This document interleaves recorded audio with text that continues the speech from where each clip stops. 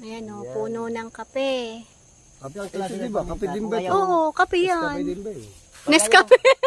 Anong Ayaw Nescafe? ang pagkapangin, yung pananim. Ganito ang mangyayari. Walang tubo eh. Oh. Ito, katulad nito, itatanim mo to. Oo. O, ito ang lalabsan. Ayun ang gumagapang. Gagapang siya sa kahoy. Biyoro na to eh.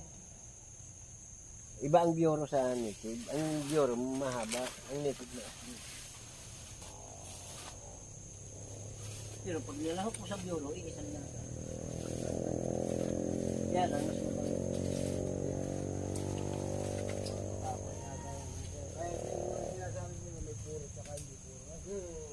Hindi, pag bumili ka ng pulbos na, kaya hindi puro. May kapit ka rin ka.